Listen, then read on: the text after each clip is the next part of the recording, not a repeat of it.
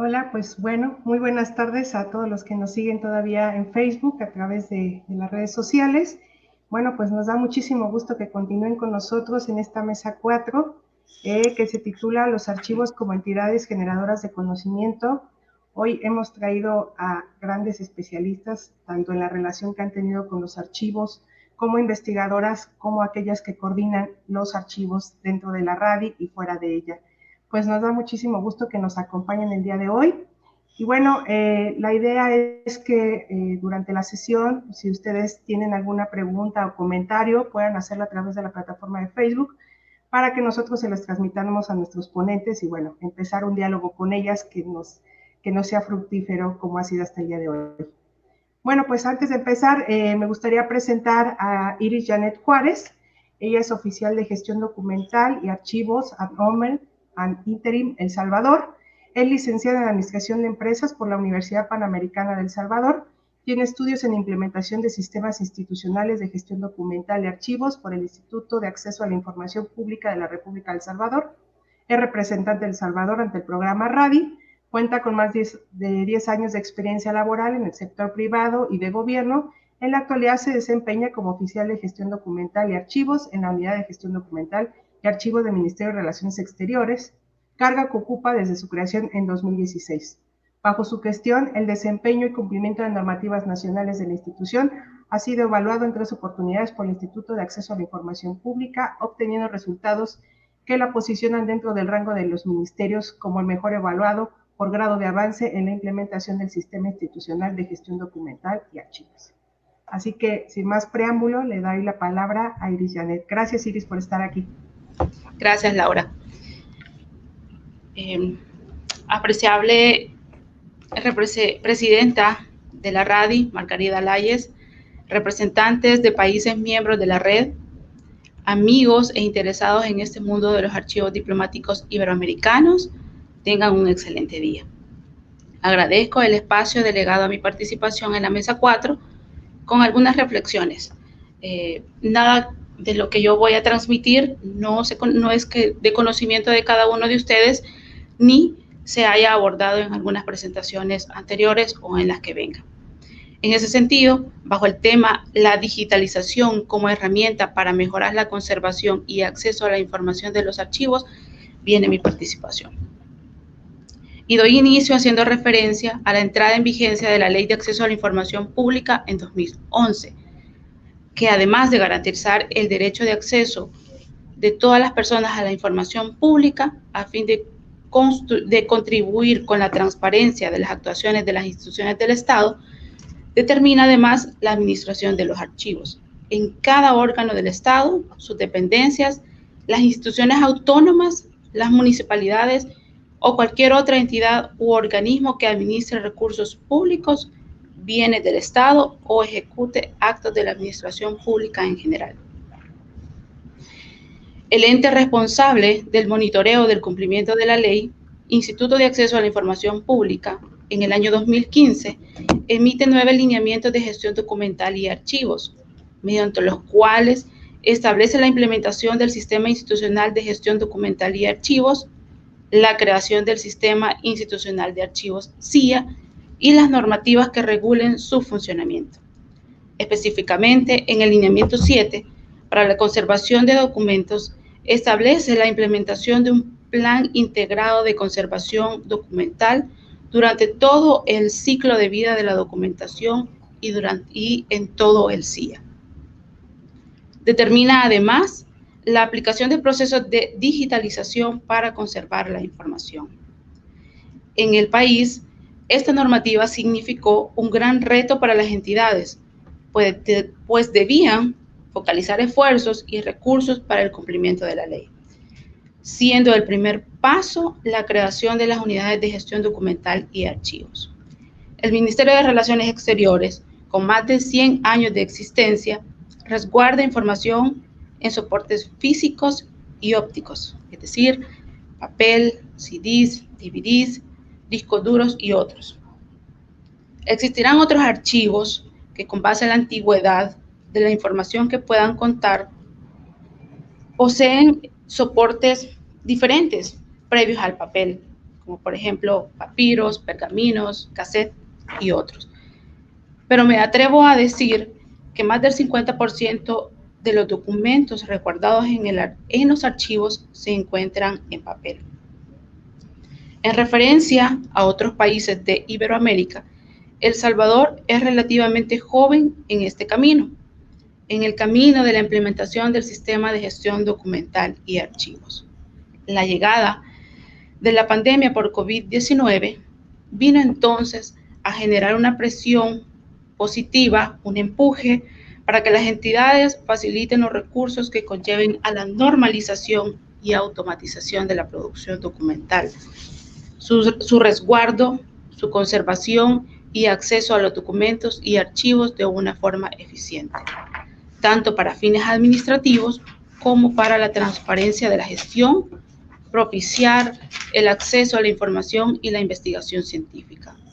Mientras que para nosotros, los archivistas, los gestores de la información o los profesionales responsables de conducir la implementación del sistema, significa un respaldo y ese eco a nuestras peticiones y planteamientos de aplicación de los procesos archivísticos en la producción o recepción documental, a fin de organizar de forma adecuada los fondos documentales, que faciliten el acceso y garanticen la conservación del patrimonio documental desde la prevención. Para lograr medidas de conservación eficiente, se analiza la aplicación de herramientas tecnológicas como la digitalización, pero debemos de tener en cuenta que no vamos a aplicar estos procesos sin antes contar con los instrumentos de valoración y retención documental, porque no vamos a trasladar un desorden físico a lo digital. Y es que el uso y el éxito de las TICs consiste en aplicarlas en procesos archivísticos bien definidos, contar con un ambiente con mucha sensibilidad para preservar la información, donde el compromiso de la alta gerencia y o titulares se refleje mediante la aprobación de normativas y dotación de recursos humanos, financieros, materiales y otros, así como el compromiso de productores de la información de gestionar de forma adecuada los documentos en sus diferentes soportes, que aun cuando nos encaminamos a estilos de oficina sin papeles o gobiernos digitales, el papel continuará existiendo, quizás en menor medida, para evidenciar el cumplimiento de las funciones legales de las cancillerías y, por tanto, debemos eliminar prácticas dañinas a los documentos, como la perforación, marcar los documentos, para resaltar algún dato en específico. Es ahí entonces donde el archivista juega un papel muy importante. Su habilidad y estrategia deben surgir para cambiar esa cultura archivística análoga a una enfocada en el uso de las TICs, vista desde dos vías, hacia el interior de las instituciones mediante la automatización de los procesos de trabajo, y dos, enfocada en los servicios que se prestan en épocas de pandemia o no. Y es que, siendo sinceros, durante las medidas de aislamiento más fuertes impuestas por los gobiernos para frenar la propagación del virus, muchos archivos redujeron la prestación de los servicios y con ello el acceso a la información se vio limitada. Y es que nadie había contemplado en sus planes o matrices de riesgo el abordaje a una situación como esta. Pero la finalidad de contar con archivos organizados y digitalizados no termina con la mera acción de conservación y preservación de información. Su utilidad se manifiesta cuando dejamos a disposición del público la información, bajo criterios de acceso con base a la Ley de Acceso a la Información Pública, que garantiza la seguridad y la protección de datos personales. Y para ello debemos promocionar nuestro patrimonio documental de los archivos como centro de conocimiento en sus diversos ámbitos científicos, educativos, sociales, comerciales, culturales y otros. Y ya para finalizar esta participación, esta reflexión, quiero hacer un llamado a mantener vivo ese principio de todo ser humano, de conservar. Y es que todos conservamos algo, conservamos la vida, conservamos la cultura, y en este caso, los documentos que registran los hechos o memorias de las cancillerías a lo largo de su existencia, prestación de servicios y el establecimiento de relaciones diplomáticas. Y El Salvador se suma a ello, teniendo presente el compromiso de promocionar el acceso al patrimonio documental de los archivos para contribuir en el avance de la Agenda 2030 y su Objetivo de Desarrollo Sostenible 4, relativo a la educación de calidad. Porque los archivos diplomáticos somos fuentes de información para la comunidad estudiantil, de investigación, informativa y otros. Pero ojo, sin dejar por fuera la seguridad y protección de datos personales. Por tanto, los responsables de los archivos no debemos bajar la guardia en el contexto actual de aislamiento social, ni en otro, y aprovechar cada momento de la historia para visualizar oportunidades de mejora que garanticen la conservación y acceso a la memoria histórica a través del patrimonio documental. Agradezco el espacio y cedo la palabra a nuestra moderadora. Muchísimas gracias, Iris, por tu intervención. Yo creo que los temas que tú has tocado en este momento de tu participación se han dado a lo largo de estos 2 días de trabajo y que es precisamente darle la importancia también a la parte de la gestión documental, que pocas veces se ve visible, obviamente, ante los ojos de los investigadores o de quienes consultan los archivos históricos. Y sobre todo considerando que ahora el tema de la digitalización se vuelve fundamental mediante un proceso ya previo, ¿no?, establecido con objetivos muy claros que evitan lo que tú acabas de decir, ¿no?, pasar la desorganización física a lo digital, porque eso también se ha vuelto un tema, digamos, entre otros, problemático, controvertido, incluso en las políticas de digitalización que algunos países han estado implementando en el mejor de los casos. También se ha estado hablando de que falta precisamente ese diálogo y el intercambio de experiencias, por lo menos en este marco de espacio que estamos ahora a nivel iberoamericano, y pues sí, que resulta fundamental, sobre todo para nuestros países, que no todos vamos en el mismo nivel de desarrollo en cuanto a los procesos archivísticos, y que evidentemente lo que se trata pues es un poco de cooperar y mediante el intercambio de experiencias de cualquier índole, que definitivamente pues coadyuven a que la información sea de una manera accesible, que la sociedad tenga esa capacidad y no tenga limitantes para ello. Y yo creo que esa es una de las partes esenciales y de los retos que no solamente ha planteado la Agenda 2030, eso ya se ha venido y es el objetivo, digamos, central de los archivos históricos. Pero bueno, te agradezco muchísimo, Iris, por tu participación. Y bueno, ahora le daríamos la palabra a María Eugenia Jung Garibaldi. Ella es del Archivo General de la Universidad de la República de Uruguay. Ella es doctora en Ciencias Sociales y Humanas por la Universidad Nacional de Quilmes, Argentina, magíster en Ciencias Humanas, opción en Historia Rioplatense por la Facultad de Humanidades y Ciencias de la Educación de la Universidad de la República de Uruguay. Actualmente es profesora adjunta en régimen de dedicación total del área de investigación histórica del Archivo General de la misma universidad. Muchísimas gracias por estar aquí, María Eugenia, y te cedo la palabra. Tu micrófono está apagado, María Eugenia. Ahora. Sí, perfecto. Bueno, yo agradezco la invitación. Bueno, saludo además la iniciativa. Este tipo de intercambios siempre son muy buenos y bueno, fructíferos sobre todo, el intercambio de experiencias. Así que bueno, de acá desde Uruguay agradezco estar acá. Más que teorizar sobre la temática que nos convoca, los archivos y la generación de conocimiento, voy a tratar de compartir una serie de reflexiones a partir de una experiencia específica, que es la del Archivo General de la Universidad de la República en Uruguay. El Archivo General fue creado en el año 2003, es un espacio relativamente nuevo, es nuevo, sobre todo si lo comparamos con otros repositorios documentales universitarios en la región y el mundo.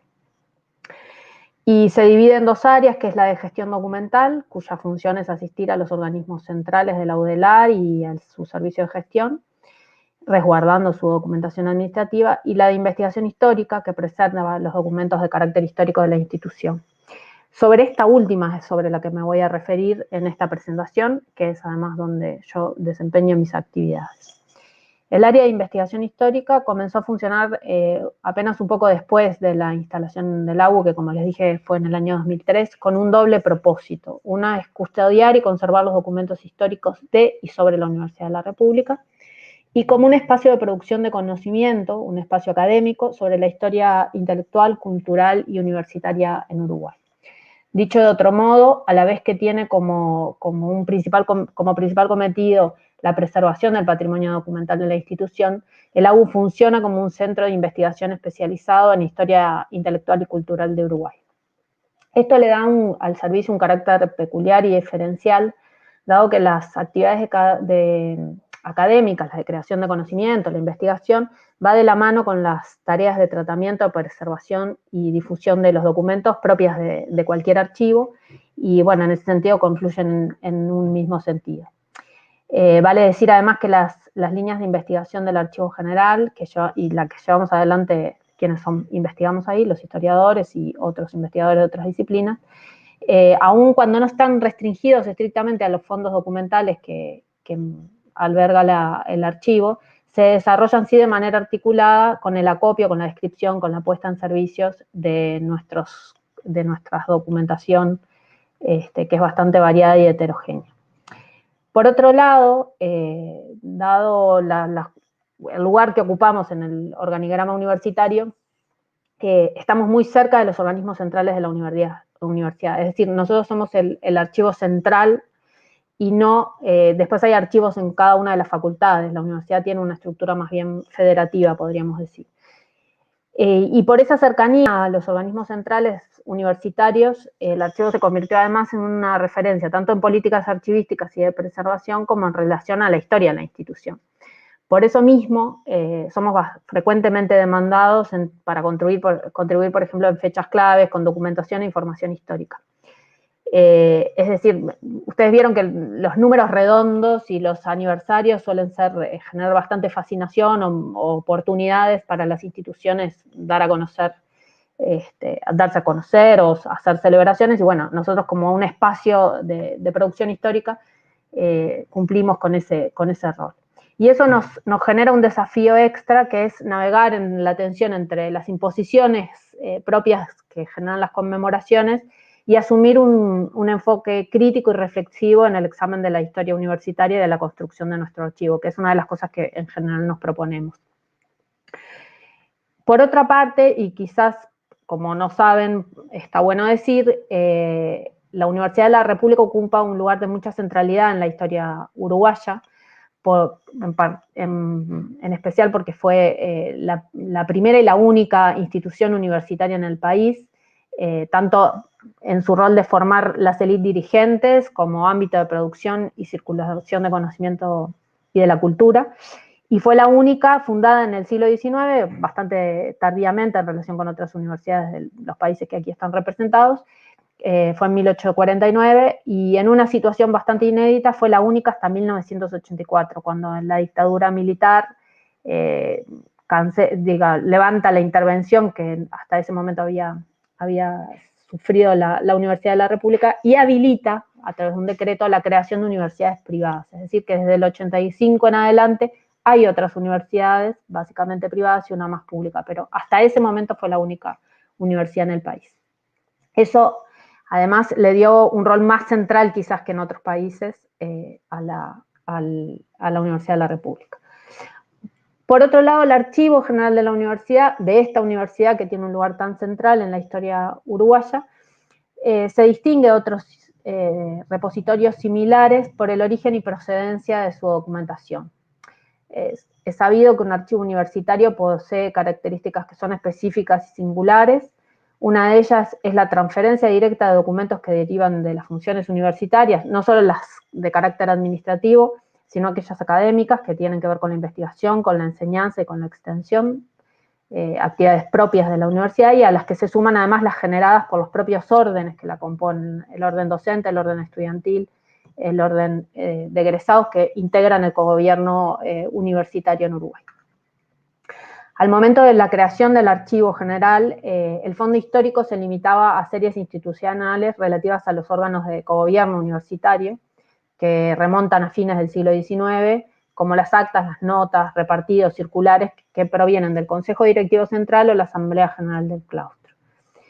Y el resto de la información o de la documentación histórica fue, podemos decir, confiscada en un procedimiento que realizó la dictadura cívico-militar que gobernó el país entre 1973 y 1984, que definió un traslado del grueso de esos materiales históricos al Archivo General de la Nación. Y por las propias características legales de ese traslado, esta documentación no volvió a la universidad y permanece disponible al público en el AGN.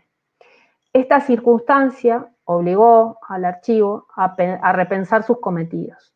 En otras palabras, se trató, quienes fundaron el archivo de la universidad, convertir estas restricciones iniciales en una oportunidad para diversificar los contenidos del acervo en sintonía con una concepción de la historia de la universidad más amplia, que no está tan limitada a los aspectos estrictamente institucionales, y por tanto que pretende estar más ver la historia de la universidad más entrelazada con los contextos sociales, culturales y políticos del país y de la región incluso. Desde esta perspectiva, como les decía al inicio, la reflexión historiográfica y la construcción del archivo van por un mismo carril, o eso pretendemos quienes trabajamos allí y desempeñamos nuestras actividades en el archivo. Frente a esta situación que se dio y con estas ideas en mente, se optó por implementar una política activa de detección y rescate de conjuntos documentales, de manera a conformar un acervo quizás más amplio, más diverso, sobre la historia universitaria de la ciencia y de la cultura, y se puso más énfasis en la voluntad de rescate, más allá de las líneas clásicas de transferencia o de ingreso de documentación, y se empezó como una política de detección y rastreo de documentos relacionadas con distintas facetas y dimensiones del devenir universitario y de los universitarios. Así, por ejemplo, se estableció contacto con profesores y docentes, familiares de docentes o personalidades destacadas de la Universidad de la República, para ver qué documentación podían tener de esas personalidades, ¿no? Y el resultado fue la creación del subfondo de archivos privados, que incluye hasta altura una veintena de donaciones privadas con material de y sobre destacados universitarios. Hay ingenieros, es muy variopinto además la composición, hay desde ingenieros, historiadores, matemáticos que fueron importantes para la universidad y importantes a nivel del país. También hay documentación de un grupo de militantes que se conoció como la Generación 83, que tuvo una actuación muy destacada a comienzos de los 80 en los procesos de transición de la dictadura a la democracia, o fruto también de una política de rescate archivístico gracias a un programa de ADAI,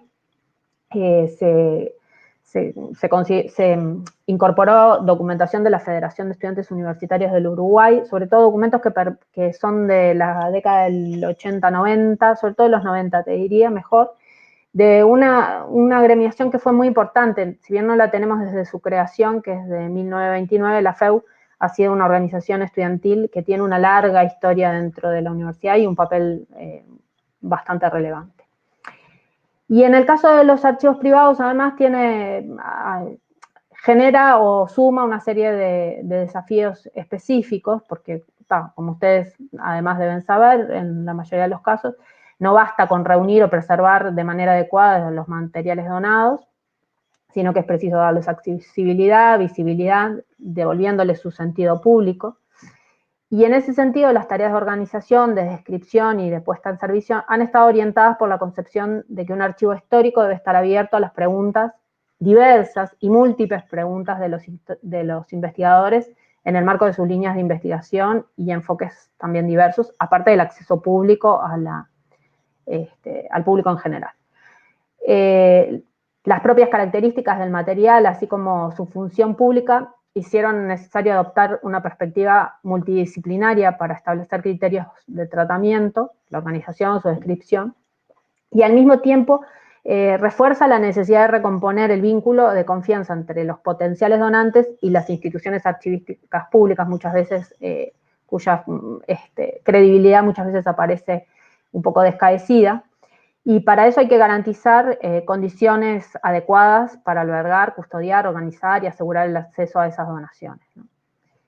Al mismo tiempo que se generó este subfondo de archivos privados, también se rescataron algunos conjuntos documentales de gran valor que estaban almacenados, en algunos casos abandonados, en distintas dependencias universitarias. Es el caso de expedientes de la Dirección General de Jurídica de la Universidad, que corresponden al periodo de la intervención durante la dictadura, a materiales de un programa de desarrollo en ciencias básicas que tuvo un financiamiento externo y que fue muy importante, que sigue siéndolo, que fue creado en el año 85, y en particular el acervo del Instituto Cinematográfico de la Universidad de la República, que funcionó entre los años 1950 y 1970 de edad, y que contiene material fílmico producido en la época, que fue muy importante, y que dio origen además a un proceso en el que yo no me voy a detener acá, pero que es una de las patas de trabajo del archivo, que dio origen al Laboratorio de Preservación Audiovisual del Archivo General de la Universidad, donde conservamos un montón de materiales fílmicos y además hace todo proceso de conservación y preservación de materiales audiovisuales y de digitalización. Así que bueno, con este panorama, lo que para el archivo parecía una dificultad inicialmente se convirtió en una fortaleza, o eso creemos, porque tenemos una variedad documental que ofrece la posibilidad a los investigadores y a los usuarios en general de construir una mirada novedosa y más variada de la historia institucional y su relación con el contexto social y cultural del país. A su vez, la recepción de estos fondos, diversos en su procedencia y su contenido, nos plantea a los que trabajamos allí una permanente reflexión sobre qué documentos pueden ser considerados universitarios. Esto es claro en el caso de las donaciones privadas, lo que recibimos y lo que aceptamos albergar y custodiar en nuestro archivo, ¿no? Entonces, asumimos como criterios para definir lo que es o no valioso para la universidad, como criterios que tienen un fuerte componente de decisión política en su sentido más amplio, ¿no? Que son decisiones que son cambiantes según los momentos y coyunturas y que, por tanto, nosotros creemos que deben ser permanentemente puestos bajo escrutinio y reflexión, que es lo que intentamos hacer en el Archivo General de la Universidad. De vuelta, la idea de que la forma en que concebimos el archivo y definimos la documentación que podemos albergar está en directa relación sobre cómo concebimos la historia de la universidad y la conformación de un campo de estudios que se ocupa de esa historia.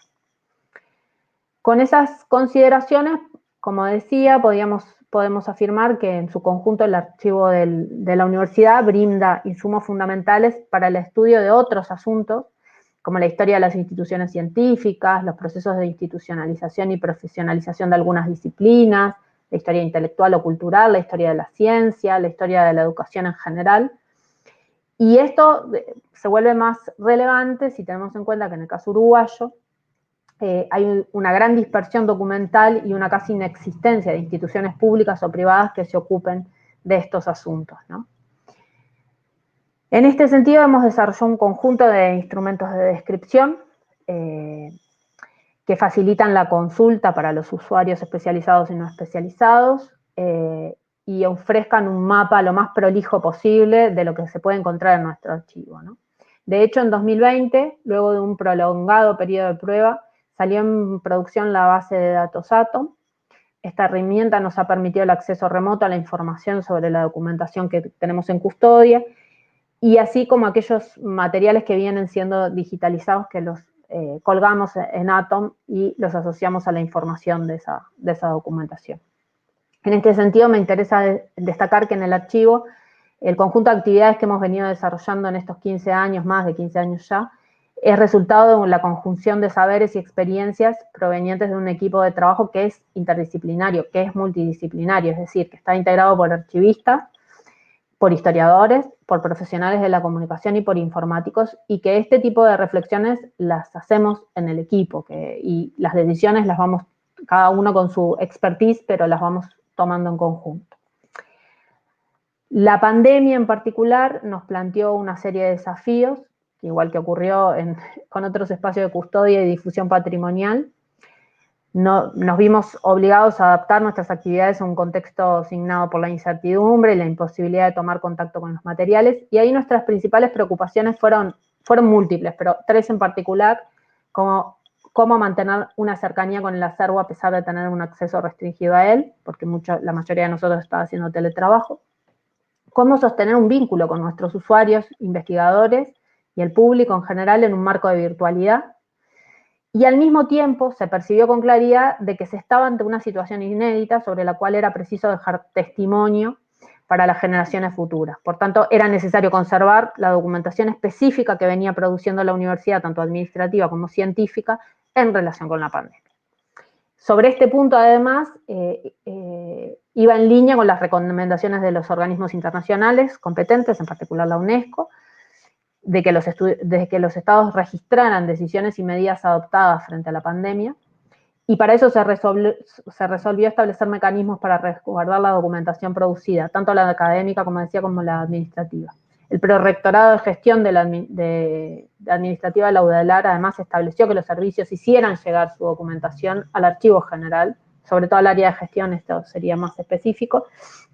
Entonces hicimos una serie de formularios para que esa documentación llegue al archivo, y de ahí poder, abrimos un nuevo subfondo, que es el subfondo del COVID-19, que lo tenemos en ATO. Ahí hay dos formularios, uno más específico para la información administrativa, el otro más para la información y productos relativos a como decía, las actividades de investigación, enseñanza y extensión. En segundo lugar, lo que hicimos fue maximizar las posibilidades de un sitio web que tiene el archivo, que se llama Historias Universitarias, de modo de difundir y acercar a los usuarios también a nuestros fondos documentales y al conocimiento que venimos produciendo en estos años, y hemos producido y seguimos produciendo. Historias Universitarias fue creada en el año 2015 y es una plataforma que busca ofrecer información sustantiva, confiable y verificada de la vida y trayectoria de personalidades que que actuaron en la Universidad de la República, de las múltiples acciones institucionales de sus servicios y de la actividad de distintos colectivos vinculados a la universidad. Surgió, como les dije, de esta derivación de la doble función del archivo, en tanto repositorio documental o de su acervo histórico como espacio de investigación. Y fue una herramienta concebida para funcionar en un esquema de colaboración abierto y controlado que posibilitara la incorporación de los aportes de colegas e investigadores externos. En este sentido, en su origen, intentó ser una contribución al campo de estudio sobre la historia de la universidad y la historia intelectual del país, pero ampliando con los insumos que va generando, los conocimientos sobre la vida universitaria dentro y fuera de la institución, y alentando a su vez futuras investigaciones que esperamos también alimenten nuestra base de datos. Es una base que tiene información secundaria, básicamente, no es un repositorio digital de nuestros documentos, sino información secundaria producida a partir de distintas, entre otras cosas, de nuestro acervo. De hecho, se alimentó inicialmente con documentación que provenía del fondo de uno de los archivos privados, una historiadora que fue además la historiadora de la universidad, en Blanca París, que eran una serie de fichas que iban a ser parte de un diccionario biográfico que no se publicó finalmente, y eso fue como la primera carga de nuestra base. O sea, hay un montón de biografías que vienen de ese proyecto que lideró la historiadora. Sabemos que, aunque este sitio no sustituye la consulta directa y el manejo del documento físico, la revitalización de nuestro sitio, que venía funcionando bastante bien, pero que en este contexto pandémico impulsamos con mayor fuerza, posibilitó poner en servicio un montón de información que veníamos colectando en estos años, así como productos derivados de los procesos de investigación, tanto de los integrantes de la U como de otros colegas o de colegas de otros espacios académicos. Y al mismo tiempo nos permitió activar las redes académicas construidas por nuestro servicio y por nosotros, los investigadores. Y aprovechamos las fechas emblemáticas para realizar algunos ciclos que nos permitieran mostrar la porción de materiales a las que sí podíamos acceder o dar difusión a los de los distintos fondos y las potencialidades que presentan para la investigación de variadas temáticas. Se estructuraron así una serie de ciclos, varios a lo largo del año, que fueron bastante intensos, y que se combinaron con notas en las páginas web y a su vez con un uso muy intenso de las redes sociales que hasta el momento, si bien teníamos, no había sido tan importante, ¿no? Estoy hablando de Instagram, Facebook. El tercer y último aspecto que se consideró fue la continuación del proceso de digitalización, que, bueno, quien me presidió habló de ese tema, que hoy está muy en discusión, digamos. Es un proceso que nosotros habíamos iniciado en el 2018, que estoy hablando de los materiales básicamente de papel. Teníamos el antecedente de la digitalización de material fílmico y audiovisual.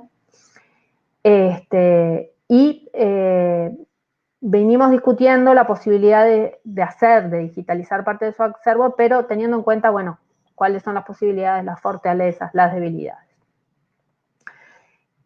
Nosotros creemos que además hay en la región y en el mundo una amplia gama de experiencias externas al respecto, de las cuales nosotros hemos intentado nutrirnos, conocer esas experiencias. También creemos que hay una confianza generalizada, a veces nos parece que un poco desmedida, sobre los alcances de la digitalización documental y sus efectos democratizadores, aunque ciertamente parece incuestionable las ventajas que ofrece al investigador y al público el acceso remoto a publicaciones y documentos, más aún en un contexto de restricción de movilidad y consulta presencial. Sin embargo, somos conscientes que el asunto plantea dificultades de difícil resolución, tanto para los archivos como para los investigadores y el rumbo de la producción de conocimiento. En relación a este punto, nosotros tenemos cabal conciencia de que la digitalización requiere de cuantiosos recursos humanos y financieros, así como de la definición de criterios y protocolos claros. Cuestiones como qué tan parecido el documento original debe ser a la copia escaneada, cómo mantener la trazabilidad documental, no perder los contextos de producción, son algunos de los asuntos que sabemos que se ponen en juego y que nosotros hemos venido discutiendo. Dicho de otro modo sería, bueno, cómo garantizar que lo que se digitaliza refleja las condiciones y el contexto de producción, respeta en última instancia los criterios archivísticos de procedencia y origen y orden original. Esto requiere de esfuerzos inmensos, además, de recursos que sobre todo en países como Uruguay son siempre escasos e insuficientes. Y digamos que estas dificultades que adolecen la mayoría de los países menos desarrollados generan fuertes asimetrías entre el norte y el sur. Y esto muchas veces, desde el punto de vista de las investigaciones, genera fuertes sesgos, porque uno tiende a investigar lo que está, o a ver más investigaciones sobre lo que hay y no necesariamente sobre lo que, se magnifican algunos asuntos que por ahí no tuvieron tanta importancia, pero que es lo que está disponible, ¿no?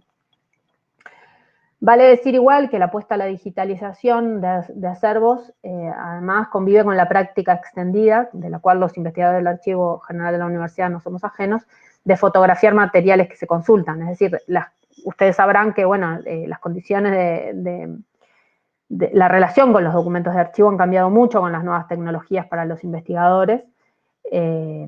Entonces, como resultado, circulan por canales informales parte de esos archivos que muchas veces no podemos identificar, como decía, sus contextos de producción, y que además son pedazos de archivo en función de determinadas preguntas de investigación muy específicas.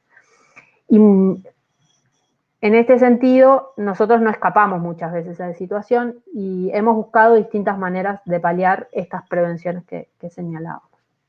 De cualquier modo, y a pesar de todos estos peros, nosotros tenemos conciencia de las ventajas del acceso a los materiales digitales, que nos permite, en este y otros casos, paliar problemas de preservación y acceso, pero sabemos que en última instancia no ataca las raíces ni pone abiertamente en cuestión las condiciones que originan estos problemas, ¿no? Con estas precauciones que comento, el archivo resolvió comenzar a digitalizar algunos conjuntos documentales en base al criterio de uso y deterioro. Se comenzó por hacer registro digital de las actas de sesiones de la Asamblea General del Claustro y del Consejo Directivo Central, y se está subiendo esa información a Atom, de modo que el documento y la descripción archivística queden asociados. No me quiero estirar mucho porque me parece que me estoy alargando, pero bueno, parte de los materiales que nosotros digitalizamos también en el marco de nuestras investigaciones, cuando son de nuestro acervo y son fácilmente rastreables, el origen de esas digitalizaciones también fueron subidos al archivo, al Atom, para ponerlas disponibles a los investigadores. Es claro que la pandemia aceleró estos procesos y reforzó la necesidad de definir pautas y protocolos para resguardo, organización, descripción y puesta al servicio público a través de nuestras redes y plataformas. Ya habíamos colaborado en la digitalización con otros repositorios, incluso proveyendo de nuestro material para que otros repositorios pudieran ponerlos al público, sobre todo algunas revistas, ¿no? En fin, esta situación generó una serie de desafíos que nosotros intentamos aprovechar para potenciar algunas de las experiencias o las herramientas que fuimos acumulando en estos 15 años. Este año, a pesar de que está complicado, de algún modo nos agarra un poco más prevenidos, de cualquier manera igual con grandes desafíos hacia adelante. Y para cerrar me interesa señalar que todo este desarrollo que fui contando en estos minutos también se produjo en un marco de desarrollo más general o de modificaciones que se dieron a nivel del país en materia archivística, tanto en términos de avances en legislación como en el aporte de recursos, donde la temática del archivo empezó a ser un asunto de discusión, de importancia pública, pero también de tematización por parte de distintas disciplinas. Con esto, bueno, quería contribuir con mi presentación a este intercambio. Les agradezco mucho y espero no haberme extendido demasiado de tiempo. Muchísimas gracias, María Eugenia. Pues no importa el tiempo en este caso, porque yo creo que también hay que aprovechar estos foros que regularmente es complicado incluso tener un conocimiento de quién está en los otros archivos que no necesariamente son diplomáticos, sino que obedece a un orden de carácter universitario. Y bueno, a mí me pareció fascinante cómo se vuelve un referente este Archivo General de la Universidad de la República del Uruguay. Obviamente ha estado un contexto de por qué, ¿no? Y también de una importancia o de un tema fundamental para los archivos que incluso en la mesa anterior también se discutió, que era el tema del asunto multidisciplinario, cómo acceder a las fuentes de los archivos desde distintas visiones e incluso cómo hacer los propios procesos técnicos de los archivos desde esta visión multidisciplinaria. Porque efectivamente yo creo que eso es lo que le ha dado la riqueza en los últimos años, tal vez, ¿no? A esta visión de para qué y por qué el archivo. Y un tema que me pareció muy interesante que tocaste es el tema de la confianza en esta parte de la donación de estos archivos privados, sobre todo porque el primer día tocamos el tema sobre, en el caso de Colombia, cómo ha sido en el Archivo de los Derechos Humanos de Colombia y cómo esta composición documental que contiene, pues obviamente no solamente es de carácter institucional, sino de aquellos que fueron víctimas, digamos, de esta parte del conflicto armado. Lo más complicado para el caso de Colombia ha sido ganarse la confianza de aquellos que están cediendo esta documentación al archivo, ¿no? Y que va a ser garantía de que eso va a ser parte o utilizado, pues, en beneficio de la sociedad. Yo creo que ahí son temas muy interesantes y el que tú planteas desde Uruguay es sumamente complejo también, obviamente por las características propias y el contexto histórico del país, evidentemente, ¿no? Pero bueno, muchísimas gracias por tu participación, María Eugenia, ha sido un gusto y bueno, aquí seguimos. Ahora le daría la palabra a Mariana Aparicio, ella es profesora titular de la Facultad de Ciencias Políticas y Sociales de la UNAM, muy amiga del acervo histórico diplomático, por supuesto. Ella es doctora en Ciencias Sociales por la Facultad Latinoamericana de Ciencias Sociales en México, es profesora titular de tiempo completo en el Centro de Relaciones Internacionales de la Facultad de Ciencias Políticas y Sociales de la UNAM y coordinadora del Observatorio de la Relación Binacional México-Estados Unidos en la misma facultad. Actualmente es cocoordinadora del Grupo de Trabajo Estudios sobre Estados Unidos, CLACSO, y miembro del Consejo Consultivo del Acervo Histórico Diplomático de la Secretaría, o de esta Secretaría, y del Editorial Board International Studies Perspective de la Universidad de Oxford. Sus principales líneas de investigación son efectos de la política exterior del comercio internacional asimétrico, relaciones comerciales y políticas de Estados Unidos con América Latina, así como la integración económica en América Latina y diplomacia económica de China. Así que, bueno, pues muy bienvenida, Mariana, y adelante. Muchísimas gracias, Laura, por la invitación, a ti y a la RADI, al Acervo Histórico Diplomático, por la posibilidad de compartir la experiencia que hemos desarrollado digamos, en el trabajo conjunto del Observatorio de la Relación Binacional México-Estados Unidos y el Acervo Histórico Diplomático de la Secretaría de Relaciones Exteriores de México. Voy a compartir mi pantalla para poder dar la presentación. En unos segundos. Listo. Yo he denominado mi presentación la importancia del acervo histórico diplomático de México como proveedor de conocimiento, una reflexión desde el trabajo académico para el análisis de la compleja relación entre México y Estados Unidos. Pues, digamos, desde su concepción, la misión del observatorio ha sido la creación de un espacio multidisciplinario desde el cual se puede estudiar y analizar la relación entre México y Estados Unidos para la generación de propuestas, tanto en el ámbito académico como en el público y en el privado. Como parte de nuestra misión, el estudio historiográfico de dicha relación resulta absolutamente crucial para poder comprender la situación actual entre ambos países. Y en este sentido, pues, mis puntos van justo a partir de una visión desde los usuarios, desde los archivos, ¿vale? De hecho, esta necesidad que tenemos los internacionalistas de entender el pasado, conocer el pasado para comprender también el presente, pues a partir de abril del 2019 establecimos una alianza con el Acervo Histórico Diplomático de la Cancillería Mexicana para que en conjunto podamos crear y hemos creado un foro dedicado a la discusión, ya sean eventos y de procesos históricos que han impactado la formación y la interrelación entre ambos países.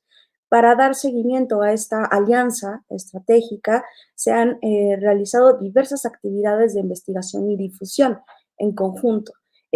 Por ejemplo, el Acervo Histórico Diplomático fue el host del primer encuentro universitario en el que se convocó a estudiantes de grado y posgrado en el territorio nacional para que pudieran conversar en un foro académico distintos temas que analizamos en el observatorio, como es el comercio, la política interna, la política exterior, la migración, entre otros temas. También hemos realizado colaboraciones conjuntas en el podcast Observando del Observatorio. Un ejemplo de eso puede ser la participación de miembros del Acervo Histórico Diplomático sobre acercar al público qué es lo que, digamos, cuál es el trabajo del acervo, cuáles son los archivos que tienen disponible para la población y para los estudiantes, para los investigadores en general. También hemos realizado diversas infografías. Un parte de nuestro nuevo proyecto es de las imágenes que están en resguardo del observatorio con una mini investigación por parte de los jóvenes asociados que forman parte del observatorio para acercar estos documentos a una población universitaria interesada en el tema. También hemos realizado múltiples eventos académicos, ¿no? Por ejemplo, las elecciones en Estados Unidos en el año pasado. En este contexto de colaboración surge la primera edición bianual en colaboración con el Acervo Histórico Diplomático y el Orben. El Orben, así se llama nuestra revista. Este número es fruto de meses de trabajo y de investigación entre los miembros del observatorio y el acervo, en el cual se compilan los esfuerzos de estudiantes y académicos de múltiples universidades y centros de estudio, el cual nos proporciona una visión amplia sobre la historia de la relación binacional desde diversas perspectivas. Su planeación ha involucrado la realización de talleres sobre métodos historiográficos impartidos por el personal del Acervo Histórico Diplomático.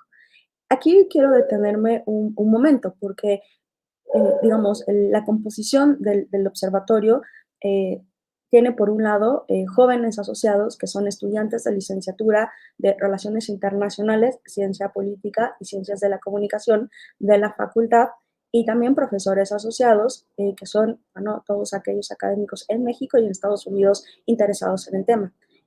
Los primeros, los jóvenes asociados, por las disciplinas que son su objeto de estudio, pues poco tienen entrenamiento en métodos de análisis de archivo. Esta necesidad entonces se planteó al acervo histórico diplomático de realizar una serie de talleres para que justo nos pudieran enseñar, ¿no? Cómo acercarnos, cómo leerlos, cómo realizar análisis de contenido y del discurso para en la recopilación de estos documentos históricos.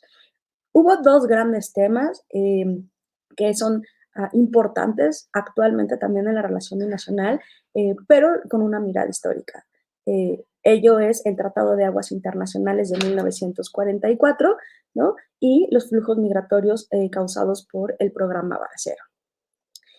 Entonces, en este sentido, ¿no? El objetivo, ¿no? Fue crear una plataforma de análisis histórico en la relación de ambos países, y lo interesante acá, y un poco también lo que se ha discutido en diversas mesas y que han también dado mucha importancia mis colegas que me han precedido, pues tiene que ver con estos documentos de resguardo, pero en el marco de la pandemia, pues hubo realmente un esfuerzo muy importante del personal del acervo histórico diplomático para proveernos a nosotros de esta información electrónica, ¿no? De manera electrónica y digital, porque, pues, bueno, por la pandemia nosotros, los jóvenes investigadores y la que les habla, pues no podíamos ir al acervo como tal y hacer nosotros la investigación. Entonces, en realidad hubo un trabajo colaborativo muy importante para poder obtener información,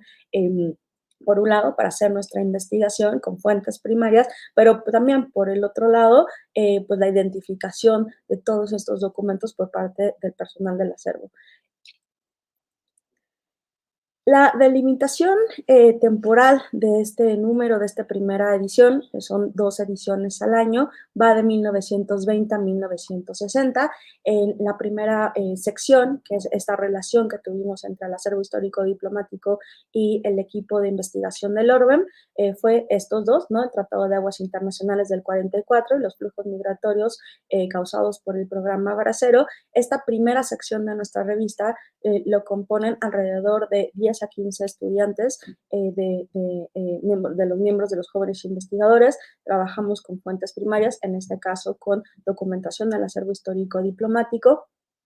Son liderados por ellos mismos, ¿no? Hay una persona que se lidera cada uno de los temas a tratar, tienen su propio guión en términos de investigación, y con eso formamos recursos humanos en investigación, ¿no? Por un lado, y este número en particular, el ORBEM, la revista ORBEM tiene alrededor de 7 números ya, anteriormente éramos un boletín. Este número es en particular muy especial porque fue coordinado por uno de los estudiantes que ya terminó sus créditos de la licenciatura en Relaciones Internacionales. La segunda sección tiene que ver con la opinión de los expertos, y es aquí donde lanzamos una convocatoria a los profesores asociados digamos, al observatorio, y ahí tuvimos la fortuna de obtener publicaciones de un embajador, que ahora más adelante lo desarrollaré, y de un profesor del programa de estudios universitarios de Estados Unidos de la Universidad Veracruzana. Pero también como no tenemos mucho interés en impactar y tener un diálogo con estudiantes, no solo de la Facultad de Ciencias Políticas y Sociales de la UNAM, sino también de todo el territorio nacional, en nuestra sección 4 lanzamos una convocatoria a nivel nacional sobre recepción de artículos académicos que contengan información archivística, y ahí el eje temático tuvo que ver con el milagro mexicano y la Segunda Guerra Mundial. La tercera sección son investigaciones firmadas por estos jóvenes asociados y tuvo que ver básicamente con el análisis del conflicto histórico entre México y Estados Unidos. Entonces ya les decía que esta investigación por el equipo del Orben justo fue los documentos que el acervo histórico diplomático vía electrónica nos pudo proveer, dos temas absolutamente fundamentales y actuales en la relación binacional, que tiene que ver, ¿no?, con el flujo migratorio. Y en aquel momento, cuando empezamos la búsqueda de información, pues tenía que ver con digamos, la fecha límite para el pago de agua tanto de México como Estados Unidos. México tenía una deuda y, por supuesto, comprender y entender los contenidos del Tratado Internacional de Aguas del 44, pues resultaba absolutamente relevante en el momento de la publicación. En opinión de los expertos, tuvimos aquí un análisis de un miembro del acervo histórico diplomático, Gregorio Joaquín Lozano Trejo, a quien le hago una especial gratitud, tenemos una especial gratitud con él. Él junto con la doctora Laura ha sido nuestro puente de información y de trabajo colectivo con el acervo. Él publicó un texto que se sugiere como nombre del estudio histórico de las relaciones binacionales México-Estados Unidos. Es Joaquín quien nos proveyó junto con su equipo de toda esta información electrónica para poder hacer nuestra investigación. El embajador Pedro González Olvera publicó un artículo sobre las ideas internacionalistas de Alfonso Reyes, un diplomático absolutamente relevante para entender la política exterior de nuestro país, y el maestro Ignacio Sánchez Juárez, quien es experto en la guerra estadounidense entre México y Estados Unidos, publicó un artículo, La presencia de estadounidense en Veracruz durante la guerra México-Norteamericana y su impacto en la ruta del Golfo de México de 1847. En los jóvenes asociados tenemos tres artículos interesantes, ¿no?, que refieren a la historia. Cabe mencionar de nuevo que todos estos artículos tienen o utilizan los documentos y los del archivo histórico diplomático.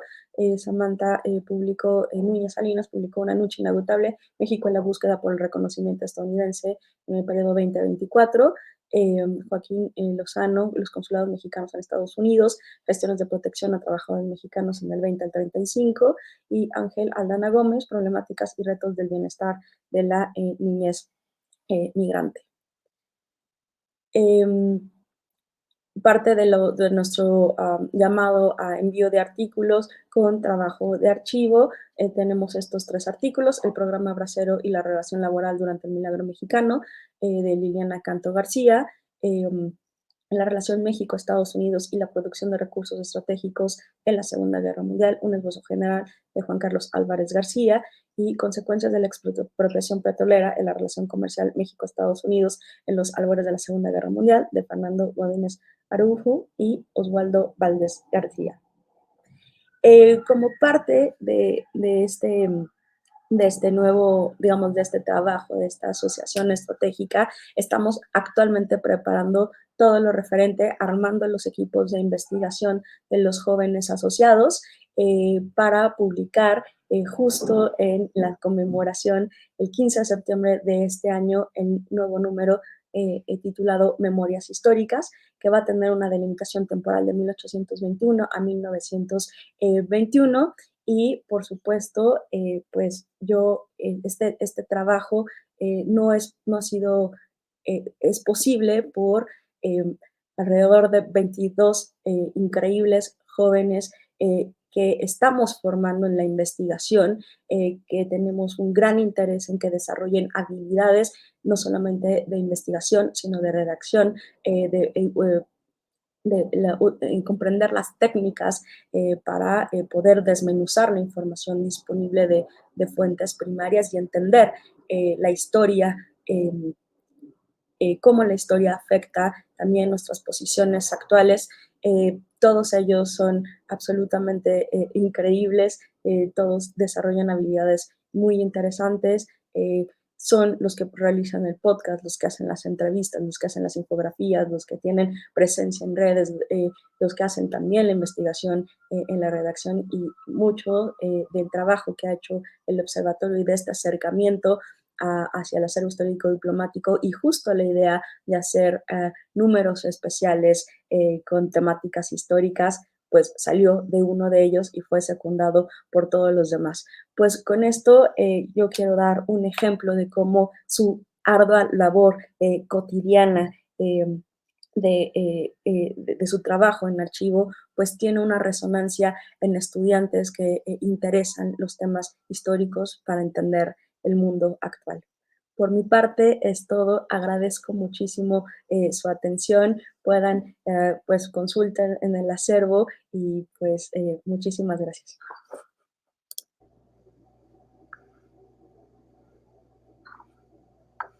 Muchísimas gracias, Mariana, por tu participación.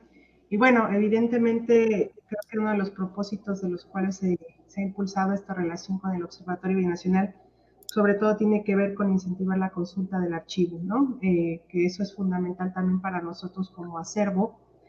Y creo que del lado estudiantil, creo que lo más interesante es tratar de acercar a los estudiantes desde cualquier área de las ciencias sociales, como en este caso puede ser relaciones internacionales o ciencias políticas, ¿no? A considerar como parte fundamental el conocimiento de la historia, evidentemente desde la consulta de fuentes primarias, como ya lo dijo Mariana, y ha tenido un resultado interesante, creo yo, por lo menos de tratar de ampliar esta visión de cómo estructuramos los análisis, ¿no? Cuando empezamos a hablar desde el presente. Y tanto el observatorio como el acervo histórico hoy día también tiene jóvenes investigadores de estas carreras, y eso pues ha ayudado bastante, ¿no? Tanto a su formación como para también el aprendizaje del acervo y poder acercarse de manera más contundente con los estudiantes, ¿no?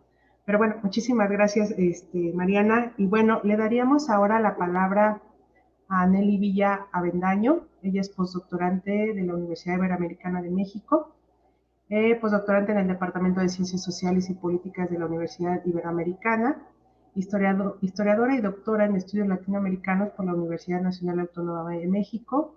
Es co-coordinadora del grupo de investigación Memorias y Corporeidad, rumbos a procesos emancipatorios, adscrito a la Universidad Autónoma de la Ciudad de México, UACM, investigadora feminista y consultora independiente.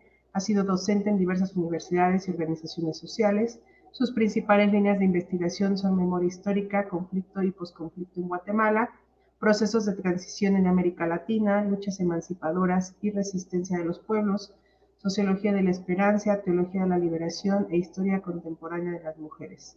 Es autora de diversos artículos presentados en revistas mexicanas y centroamericanas. Entre sus publicaciones destaca el testimonio en la reconstrucción histórica de la guerra contrainsurgente de Guatemala desde la perspectiva de la esperanza, en Silvia Soriano Hernández, Guatemala en la memoria, México UNAM 2018. Bueno, pues no me resta nada, Anali, pues muy bienvenida y bueno, pues adelante, te dejo la palabra. Hola, buenas tardes, muchas gracias.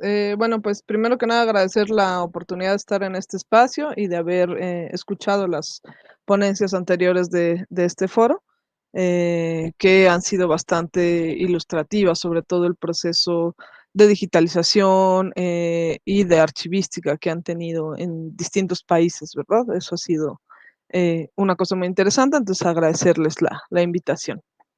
Mi ponencia se titula La memoria archivada, reflexiones en torno a la vitalidad de los archivos. Voy a comenzar. Los y las historiadoras tenemos una fascinación por los archivos que pocas veces es comprendido por otros científicos sociales, quienes nos tildan de anticuarios desconectados de la realidad presente. Y es que a los archivos se les asocia comúnmente con documentos inertes que nada tienen que ver con lo que nos circunda. Sin embargo, en ellos palpita la vida que nos antecedió, pues como diría Heródoto, el pasado no es lo que nos pasó, es lo que nos constituye. En esta ponencia me interesa, por un lado, hacer una crítica y autocrítica a esta visión de desconexión con el presente, y por otro lado, dar algunas pautas que permitan compartir esta pasión. Lo primero es advertir una clara distancia con la historiografía tradicional, ligada fuertemente con la visión positivista que le otorga a la historia y a las fuentes un carácter de verdad, afirmando que el historiador no debe interpretar la realidad, sino contar el pasado como verdaderamente ocurrió, en palabras de Leopoldo von Ranke, accediendo a ella por medio de los documentos. El positivismo promovió también la idea de una historia lineal, fragmentaria y progresiva ascendente, en la que el tiempo futuro será mejor y el presente es el resultado de una mejora del pasado. Esta historia se ha puesto al servicio de la construcción de los estados nacionales y de las clases en el poder, sirviendo como justificación al orden presente de las cosas. Como señaló en su momento Edmundo Gorman, un historicista mexicano muy reconocido, la imparcialidad es una trampa, un truco para utilizar la historia al servicio de los poderosos. Cierro cita. Desde esta visión, no tiene sentido pedir exigencia de justicia por los crímenes del pasado, pues estos han sido superados. Entonces, todo aquello que pasó, por ejemplo, en la Guerra Sucia, pareciera, se dice en un discurso oficial, que está superado y que no es necesario traerlo desde esta visión de historia lineal. Es también esta perspectiva la que pondera la modernidad como el punto cúspide del desarrollo humano y tiene los ojos puestos hacia el futuro, denostando como primitivo todo lo que nos antecedió. Si bien esta ha sido la visión de la historia que ha primado en los centros educativos y en la construcción de las historias oficiales, esta no es la única perspectiva. Existen visiones discordantes que permiten pensar una relación distinta con el pasado y en este sentido con los vestigios que de él nos quedan. Me permito aquí hacer un breve recuento de las genealogías de la historia crítica para dar un marco de entendimiento al tema que nos compete, la vitalidad de los archivos. Una de estas ramas deviene desde el mismo siglo XIX que se opone a esta esterilización de la historia, comenzando con Dilthey y la apertura al historicismo. Este afirma que la historia puede ser una ciencia, pero genera una separación entre ciencias de la naturaleza y ciencias del espíritu.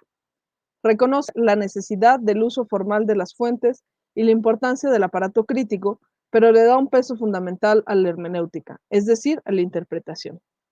Dilthey plantea el uso de la psicología en tanto necesidad de entender al humano en su complejidad de vida para poder historiar. El historicismo rompe con el monismo y la necesidad de historia universal, y se aboca a la particularidad. Cada hecho debe ser leído a partir de su contexto específico. Todo es histórico y es necesario tener la conciencia de esta historicidad. De esta corriente historicista hereda la escuela de los anales, que se posiciona de forma más radical, afirmando que la historia es siempre historia del presente. El único sentido de acudir al pasado es observar lo que palpita en el momento actual. Aquí situamos a Marc Bloch con su Apología de la Historia o el Oficio del Historiador, a Lucien Febvre con su texto Combates por la Historia, y a Fernand Braudel, quien en su maravillosa obra del Mediterráneo ubica además la pluridimensionalidad del tiempo, afirmando que este no es lineal en tanto los procesos atraviesan distintas temporalidades y distintos espacios. Braudel propone pensar los procesos históricos en tres dimensiones, en la corta, en la mediana y en la larga duración, en la que los hechos concretos, como las batallas y efemérides, son tan solo la espuma de la historia, lo que aparece como evidente, pero que nos invita a ir más allá. Otra vertiente crítica puede rastrearse a partir del materialismo histórico, que propone que la historia es un asunto netamente humano. Por tanto, está en nuestras manos la generación de transformaciones. La historia entonces se reconoce dinámica, cambiante, rompiendo con la idea de universalismo. De ahí hereda la Escuela de Frankfurt o la teoría crítica, entre los que destaca Walter Benjamin, quien propone la ruptura de este tiempo lineal del positivismo y la necesidad de rellenar los vacíos que ha dejado esta construcción y centrarnos en los momentos de ruptura que implican la posibilidad de pensar lo distinto. En esta necesidad de leer la historia contrapelo, se juntan tanto los anales como la teoría crítica, porque ven la necesidad de rellenar estos vacíos que ha dejado la historia impuesta, puesta al servicio de los poderosos, para ubicar toda la resistencia y toda la historia de lo no dicho, de las clases subalternas. Encontramos así la historia de los oprimidos de Ify Thompson, la historia de las mujeres de John Scott, la historia de los pueblos con enfoque decolonial, como la de Rana Guha y Spivak, y la propuesta del giro lingüístico, que da una vuelta completamente a la propuesta rankiana, afirmando que toda la historia es interpretación, y aún más allá es una narración. El historiador, dicen los representantes de esta corriente, selecciona y ordena los hechos a narrar, y construye pues una historia según sus intereses e intencionalidades. Entre los representantes de esta corriente encontramos a Paul Ricoeur, Hayden White y Michel de Certeau, quienes defienden la historia y su método de la crítica de fuentes para el trabajo de la memoria, no para sustituirla, sino para aportar a ella. Ricoeur plantea que en efecto existe una historia que concibe un tiempo fragmentado y que es necesario que esa aprenda del tiempo cronosófico de la memoria, que implica el vaivén de los recuerdos, es decir, que no se recuerda linealmente, sino que se va de un tiempo a otro. Por su parte, Carlos Ginzburg aporta desde la microhistoria italiana una propuesta que nombra como paradigma indisario, que implica recuperar las historias negadas a través de los indicios, de las huellas que existen en los vestigios del pasado, pero que no son lo principal e incluso pueden estar ocultas en los documentos. Es a este punto a donde quería llegar, pues me parece que una cuestión clave al hablar de archivos es dejar de pensar que en ellos está contenida la verdad en sí, pues lo que encontramos ahí es algo aún más enriquecedor. Es una llave a la interpretación de las vivencias del pasado y un espejo a la realidad del presente. Explicaré estas dos nociones. Por un lado, hablo de la llave que nos permite acceder a la interpretación del pasado en el sentido en que los documentos nos presentan subjetividades, es decir, la forma en cómo ciertos sujetos, generalmente sujetos con poder, y lo digo en masculino porque han sido ellos los sujetos históricos detentadores del poder, no solo han interpretado la realidad, sino han pensado que es así como debe dejarse consignada.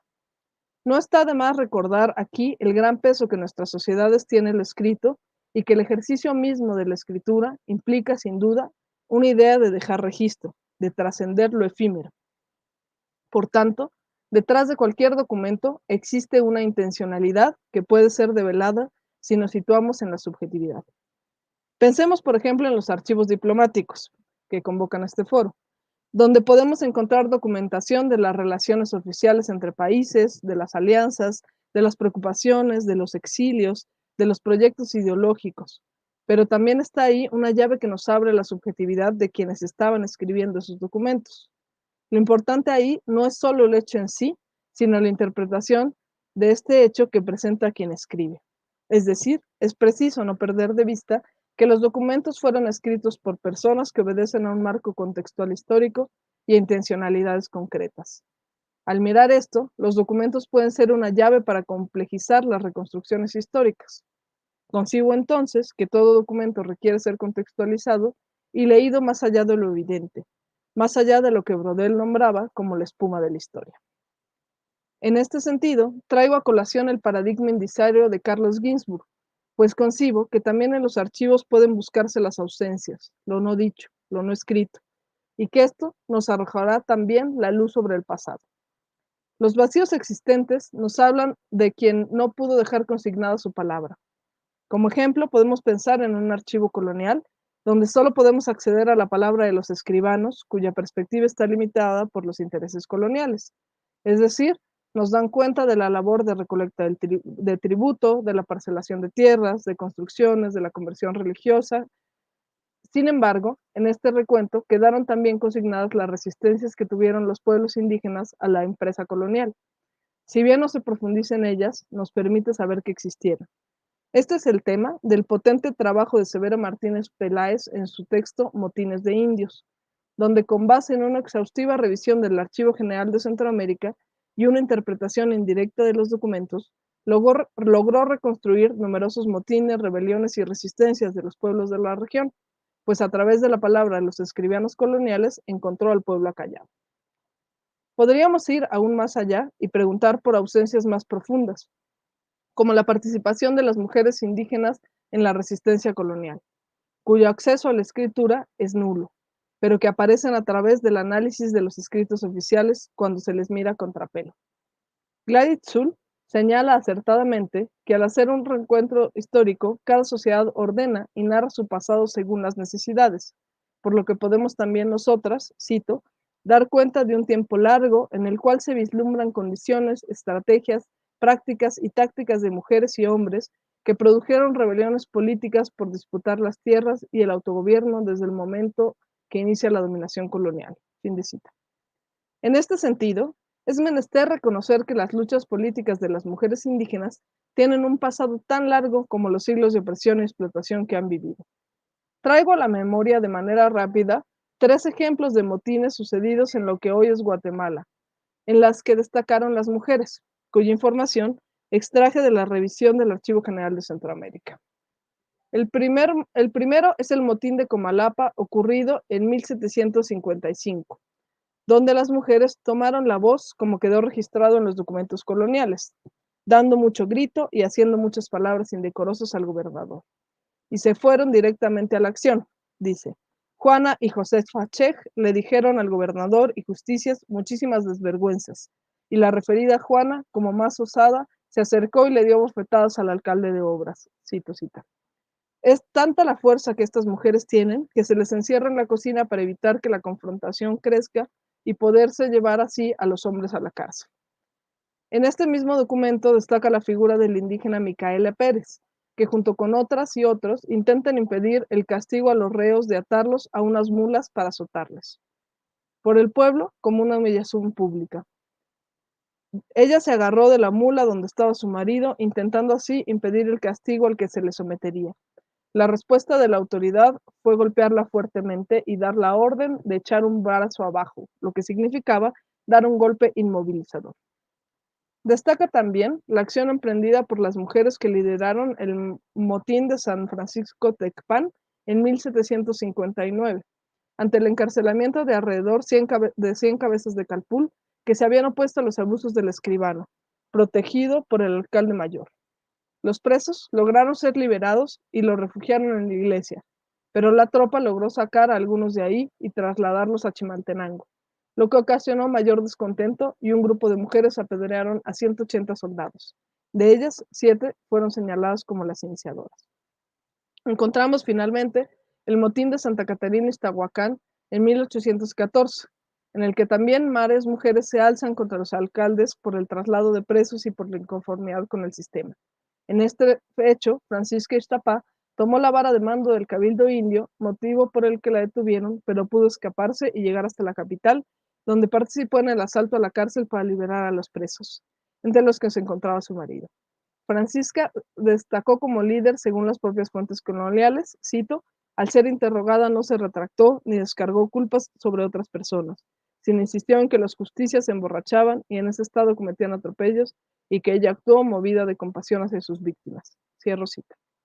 Estos 3 ejemplos nos dan una muestra clara de que aquella idea construida de las mujeres indígenas como sujetos pasivas ha sido justamente eso, una construcción historiográfica fundada en bases profundamente racistas y patriarcales, que comienzan a generarse a partir de la invasión al negar la condición de humanidad de los y las indígenas y que se evidencian en el ideario de la formación del Estado Nacional, guatemalteco en este caso. Las ideas de superioridad racial se arraigaron en el seno de la sociedad y son el trasfondo imperante del racismo que ha justificado la opresión constante a los grupos indígenas y que tuvo su punto de máximo con la ejecución del genocidio en contra del pueblo Ixil, como acertadamente ha señalado en sus trabajos Martelena Casau Zarzú. Al mismo tiempo, se ha construido una historia centrada en la participación masculina, en la que las mujeres quedan invisibilizadas. Estos elementos se le escapan al propio Severo Martínez, por su propia mirada patriarcal. Hoy en día sigue siendo un reto hacer historia de las mujeres en casi cualquier contexto. Sin embargo, los archivos y documentos tienen contenido un gran potencial para realizar esta labor, siempre y cuando sepamos preguntar por ellas, encontrarlas entre la presencia y la ausencia. Precisamos problematizar también cómo nos acercamos a la memoria histórica para salirnos de la memoria victimal y romper ese tiempo vacío impuesto por la dominación del que hablaba Walter Benjamin, que impone una narrativa de continuum de violencia, invisibilizando las luchas de resistencia y con ello negando las posibilidades de un futuro distinto. La historia en este sentido es también un territorio de disputa en el que se hace necesario dejar de mirar la historia como un compendio de derrotas acumuladas para comenzar a darle fuerza a esa otra historia que también existe, la de los lazos comunitarios, el poder de lo colectivo, la resistencia de las mujeres, las redes de solidaridad, eso que nos mantuvo y nos mantiene con vida. Una historia de esperanza. Lo mismo que ejemplifiqué para el caso del Archivo General de Centroamérica, puede ocurrir con cualquier otra documentación de archivo cuando la miramos desde las ausencias, desde lo que no está, y le hacemos las preguntas adecuadas. Es en este sentido que hablaba hace un momento de pensar los archivos también como un espejo para la realidad circundante, pues la historia misma es interpretación del pasado y al mismo tiempo comprensión del tiempo presente. Los archivos nos pueden responder preguntas que nos agobian en el momento actual, siempre y cuando nos acerquemos con la mente abierta y una mirada crítica que nos permita ver más allá de lo evidente, analizar lo dicho y lo no dicho, aprender a interpretar los silencios y atrevernos a construir otras historias. Pensando desde la crisis actual que estamos viviendo en materia sanitaria, nos podemos acercar a los archivos diplomáticos y preguntar, por ejemplo, cómo ha sido la respuesta que se ha dado anteriormente a otras crisis mundiales, ¿Cuál, cuáles han sido las alianzas, qué discursos se han dado y también cuáles no se han dado, qué nos ha explorado, porque tal vez en ese resquicio podemos encontrar una pista de respuesta, un sendero por el cual andar para encontrar soluciones. Finalmente, me interesaría cerrar esta ponencia haciendo referencia a lo planteado en los Objetivos de Desarrollo Sostenible de Naciones Unidas, que proponen garantizar una educación inclusiva, equitativa y de calidad y promover oportunidades de aprendizaje durante toda la vida para todos. Pues implica un gran reto para quienes encontramos en los archivos pasión y oficio. Considero que la pandemia que vivimos, si bien ha sido una gran tragedia para la humanidad en muchos sentidos, con pérdidas de empleos, cierre de negocios, suspensión de lo presencial con todas sus implicaciones emocionales, físicas, laborales, y por supuesto la lamentabilísima pérdida de vidas humanas, es de alguna manera una ventana de oportunidad, una ruptura con la forma tradicional de hacer investigación y de pensar los archivos. La virtualidad tiene la ventaja de que podamos acceder a acervos en cualquier parte del mundo y generar foros como este en distintas latitudes. En esta entrada abrupta a la tecnología nos puede dar la potencialidad de hacer más accesibles los archivos. Ya desde hace tiempo que en muchos de ellos se ha trabajado sobre la digitalización, como nos estaban compartiendo las anteriores ponentes, la difusión y el libre acceso. Esta es una labor en la que vale la pena seguir ahondando para alcanzar a tener mayor difusión. Por otro lado, está el verdadero reto, que es hacer que estos archivos sean accesibles para todos y todas y que la ciudadanía se sienta atraída a consultarlos. Para ello, hay que seguir trabajando en que sean pedagógicamente atractivos y en que podamos también transmitir esta pasión por los documentos, sabiendo que en ellos palpita la vida. Muchas gracias. Muchísimas gracias, Nelly, por tu participación. Y yo creo que pues, hay distintos temas de los cuales tú has tocado y uno que tiene que ver precisamente con la vitalidad de estos archivos y la historia que ya empezamos a reflexionar en torno a dejar de pensar que estas grandes historias o la historia debe ser esta de personajes, ¿no? Fechas, un poco esta historia positivista que se ha tratado de dejar de lejos, que no ha sido totalmente extirpada, eso es muy evidente. Y por ejemplo, creo que una de las buenas opciones en los que tú has señalado es esta parte de la historia social, que en el caso muy simbólico es el de Eric Hobsbawm, ¿no? Esta posición que él toma, que trata de retomar estos personajes que han sido delegados por la historia oficial y que por muchos años quedaron pues resguardados, no solamente en la cuestión historiográfica, sino también en los propios archivos, como llamabas tú, las ausencias que también significan algo, ¿no? Las voces que no están presentes, incluso la de las mujeres. Yo me preguntaba también el posicionamiento que ahora ha sido pues muy debatible, ¿no? El tema de las mujeres, no solamente en su rol social y cotidiano, sino incluso cómo insertarse en estas historias, ¿no? ¿Cuáles tienen que ser o cómo construir esta historia de las mujeres que no pase a ser meramente una historia vana o sea, hueca, ¿no? Que realmente tenga una trascendencia y eso creo que tiene que ver precisamente con lo que tú expusiste de hacer las necesarias preguntas a las fuentes vivas también, por supuesto, ¿no? Porque los archivos en correlación con la historia contemporánea van muy ligada con muchos de los actores hoy día que están presentes en este mundo, ¿no? Y que tienen mucho que decir. Una cosa muy importante que también me parece que señalaste es el tema de la subjetividad, que tiene que ver con el contexto histórico, con el tema de la interpretación de los hechos. En el caso de los archivos, podríamos trasladar este posicionamiento incluso en la organización actual que se tiene. ¿Por qué? Porque también ha derivado en la descontextualización incluso de la propia organización de los archivos. ¿Qué quiero decir con esto? Que también existe en el nivel de la archivística esta necesaria organización contextual que permita al investigador o a quien consulta encontrar una organización de una documentación que dé respuesta a algo, que tenga una coherencia dentro de. Entonces, en el caso de la archivística está muy dado a dar uno de los, digamos, principios es el orden de origen y procedencia, ¿no? Que precisamente engloba o trata de mantener esta contextualización que evite, obviamente, ver estas partes fragmentadas, incluso dentro del mismo expediente, ¿no? Que nos dé una lógica de por qué se está explicando tal o cual cosa. Y yo creo que esos son los temas incluso importantes o fundamentales que ha dado la consulta de los archivos. También anteriormente la mesa proponía esa forma de nuevamente de reconsiderar el acercamiento a los investigadores, a los archivos, de verlos de otra forma, ¿no? De hacerlos, como tú bien lo has dicho, atractivos, no solamente para consultarlos por consultarlos, sino porque propiamente hay un interés, ¿no? Tanto del presente como del pasado, y que evidentemente es parte fundamental de nuestros, digamos, de nuestra cotidianidad. Y yo creo que ese es uno de los grandes retos de los archivos históricos y también de aquellos que los consultan, que los hagan visibles, que los hagan, pues digamos, una herramienta de primera importancia sobre todo, y que no sean este tipo de acervos, ¿no? Que quedan relegados, incluso no solamente a nivel estatal o municipal, que son los más, digamos, los más castigados, sino también a nivel nacional, ¿no? Archivos de gran envergadura que no necesariamente corresponden a la importancia que tienen tanto en las entidades en las que las resguardan como en el uso de su consulta. Entonces yo creo que los retos de los archivos atraviesan por varias vertientes y creo que tu participación abona a esta parte de la visión de cuáles son los retos de los archivos y no solamente los archivos diplomáticos, pero sí de los archivos como esta parte de nuestra historia viva, precisamente lo que tú estás señalando. Bueno, pues me da muchísimo gusto que hayan estado con nosotros. Me gustaría pasarles unas preguntas que ya se han hecho alrededor de sus participaciones. Entonces, si me permiten, voy a leer todas las preguntas y, bueno, daremos el orden de la respuesta según su participación. ¿De acuerdo? Bien. Para la doctora Young, ¿el proceso de digitalización cómo fue? ¿Tiene algún protocolo para ello?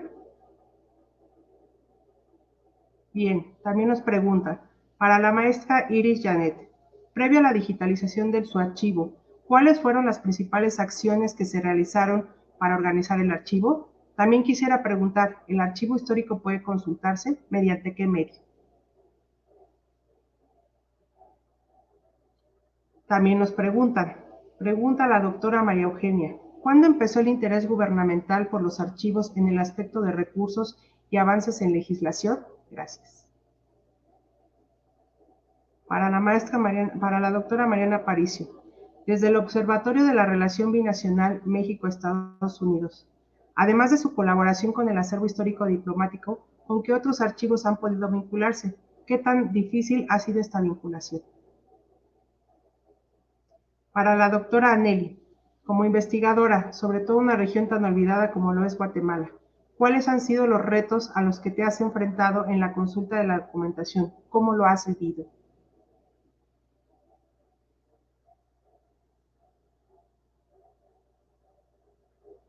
Bueno, creo que esas son las preguntas y bueno, luego les leeré un par de comentarios que están haciendo el día de hoy. Así que si quiere... ok, perdón. Aquí hay un comentario. Definitivamente es muy necesario trascender a lo que plantea la doctora Aneli. Escribir la historia desde los diversos actores que han sido marginados en la construcción de la memoria y la historia. Felicidades por su presentación. Bueno, pues eso serían las preguntas. Entonces, no sé, Iris, si tú quisieras iniciar. Sí. Hola. Bueno, agradecer la participación de nuestra amiga en relación a su consulta. Nosotros, como decía anteriormente, la Cancillería se encuentra enfrentando ese reto, ¿verdad?, de aperturar nuestros archivos. Y parte de las acciones que hemos tomado, estamos por iniciar la intervención documental a un bloque que fue heredado al momento de la fusión de nuestra Cancillería en 1995. Hemos integrado un equipo de estudiantes de licenciatura en Historia de la Universidad de El Salvador, con los cuales nos vamos a apoyar para hacer la intervención. No hemos llegado a este punto de digitalización. Primero vamos a aplicar lo que decía el proceso archivístico, iniciando con la limpieza de nuestros documentos. Tenemos documentos que datan de 1807 y se encuentran actualmente vírgenes, no los hemos explotado, no hemos aprovechado esa riqueza de información y necesitamos también aplicar ese proceso de limpieza. Entonces, iniciamos con ese proceso de limpieza de los documentos, pasamos a organizarlos, a describirlos, a levantar nuestros instrumentos que faciliten la consulta, la ubicación, para todos aquellos interesados, estudiantes, investigadores que quieran pues, indagar en ese patrimonio documental de la Cancillería y posteriormente llegar entonces a digitalizar nuestros documentos. Actualmente el canal para tener acceso a esa información es a través, primero, de nuestro portal de transparencia. Allí encontramos información oficiosa reciente que fácilmente el interesado pues, puede obtenerla ingresando a este enlace www.portaldetransparencia.gov.sb. Esa es nuestra dirección. Ahora, cuando queremos tener acceso a documentos más antiguos, nos apoyamos de la Oficina de Acceso a la Información Pública de nuestra Cancillería.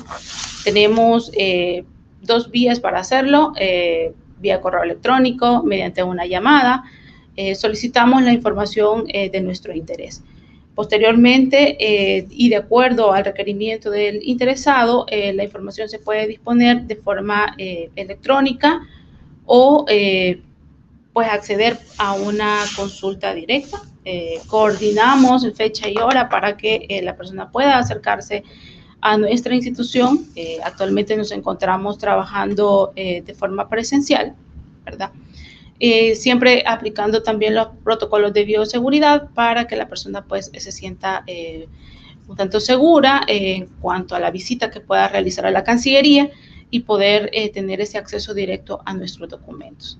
Entonces, ese es por el momento el acceso que tenemos, pero lo más importante considero para mí y para la institución el hecho de dar ese primer paso, de intervenir en nuestros documentos antiguos y a futuro, y no un futuro muy lejano, poder contar con la información de forma digital y facilitar el acceso pues a través de diferentes medios para que nuestros estudiantes, investigadores y cualquier otra persona que pueda estar interesada conozca nuestra riqueza de información y pueda generar ese conocimiento y desarrollar sus procesos de investigación.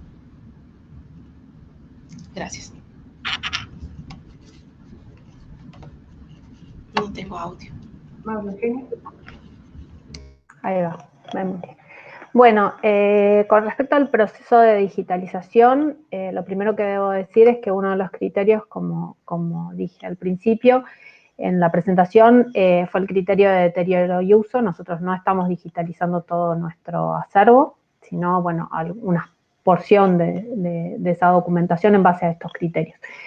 Y bueno, definimos algunos criterios básicos, pero en realidad algo que yo mencioné muy al pasar, pero que hay que tener en cuenta es que toda la parte de digitalización está correlacionada con el trabajo del Laboratorio de Preservación Audiovisual, que ya tenía un antecedente, o sea, ya venía digitalizando materiales fílmicos y audiovisuales, y que empezamos a coordinar de manera más, empezó el proceso de, digamos, de digitalización papel, incluso de otros archivos particulares, y a su vez de las actas del Consejo Directivo Central y de la Asamblea General del Claustro. Ahí definimos algunas cosas generales, como mantener el documento, la digitalización lo más parecido al documento original, respetando los principios de la archivística.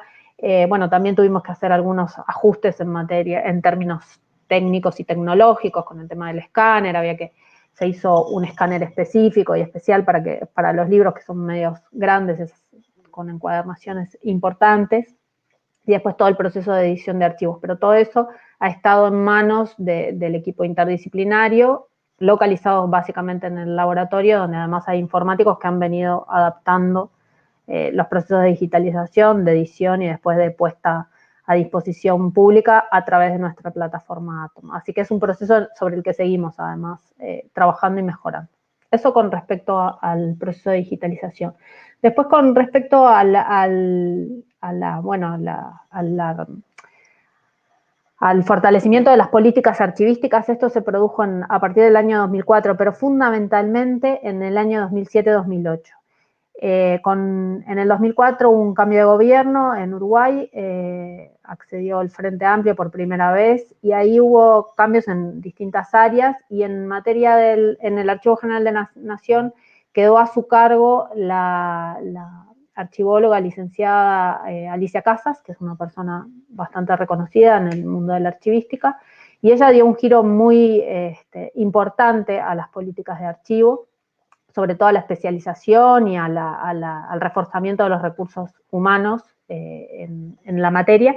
Y además durante su gestión, que terminó ahora, porque estuvo desde el inicio hasta el año pasado, con el nuevo cambio de gobierno, o el otro año, el 2019, que se jubiló, se aprobó toda la legislación en materia de archivos, en particular la ley que crea el Sistema Nacional de Archivos, en el cual están todos los archivos públicos y los privados que quieran incorporarse. A partir de ahí, bueno, la ley de acceso público a la información, de protección de datos sensibles, en fin, hay una serie de disposiciones que se pudieron hacer en ese periodo. Así que ahí se dio un fuerte impulso al trabajo de los archivos, a su tecnificación y al fortalecimiento de los recursos humanos, que eso ha sido muy importante en Uruguay.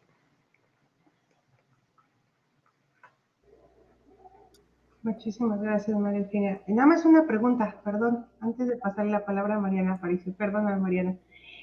¿Ustedes tienen algún tipo de convenio con algún otro archivo, María Eugenia? ¿Han podido establecer intercambio de algún tipo? Sí, intercambios, tenemos intercambios incluso con archivos de la región y ni que hablar con los archivos dentro de la universidad y con las instituciones públicas. No necesariamente formal, pero sí tenemos un intercambio fluido con los archivos públicos. Incluso la universidad participa de lo que es la Comisión de Evaluación Documental de la Nación, que es un organismo central. Entonces ahí estamos también inmersos en el proceso de evaluación documental en el ámbito público, y a la vez tenemos con archivos que son amigos universitarios o no universitarios, ¿no? Y bueno, nos retroalimentamos de experiencias o de intercambios. En Argentina, por ejemplo, con el Centro de Documentación e Información, el CEDINSI, que es un centro de documentación sobre las izquierdas, por ejemplo, tenemos una relación súper fluida y constante, digamos, para poner un ejemplo en la región, porque es un repositorio con características bastante similares a lo que nosotros hacemos. Claro, claro. Muchas gracias, María Eugenia. Ahora sí, perdóname, Mariana. Adelante. Gracias. Bueno, pues gracias por la pregunta. Bueno, este es nuestro primer acercamiento como observatorio a un archivo histórico y bueno, la verdad es que es una experiencia súper interesante trabajar con el acervo histórico diplomático, por tanto Joaquín como por Laura. Este proyecto comenzó hace, si no me recuerdo, 6 meses. Lo hemos ido institucionalizando, o sea, en términos de preparar a los alumnos para que sepan cómo las técnicas para poder desmenuzar. No son técnicas que analicemos en metodología en las carreras que forman parte de los estudiantes. Y esta es nuestra primera experiencia. Ahora estamos en otros acercamientos con la embajada estadounidense, pero bueno, son proyectos que tienen que tienen que institucionalizarse también por los datos y demás, pero sí que hemos tenido, no solamente con la revista del órgano, sino también cada 15 días publicamos memoria fotográfica o de documentos en las redes sociales. Entonces, de alguna forma, y esto lo hacemos con el acervo histórico diplomático, de alguna forma nuestro objetivo es acercar estos documentos a la comunidad estudiantil, que sepan que existen, invitarlos a que utilicen las fuentes del acervo y por supuesto que, bueno, la idea es ir ampliando más esto, pero bueno, es poco a poco, porque además tampoco la pandemia nos deja hacer mucho, como bien ya han apuntado mis colegas en esta mesa. Gracias, Mariana. Aneli. Sí, muchas gracias por la pregunta y a todos quienes están escuchando el foro. Pues creo que los principales retos son justo esto que están planteando de la falta de digitalización, ¿no?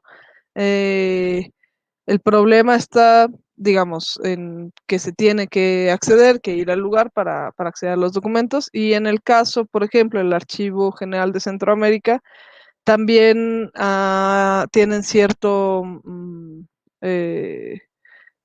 problema, digamos, todavía en la digitalización de los documentos en sí, ¿no? Entonces, para hacer la consulta de dónde están los documentos es realmente toda una odisea, ¿no?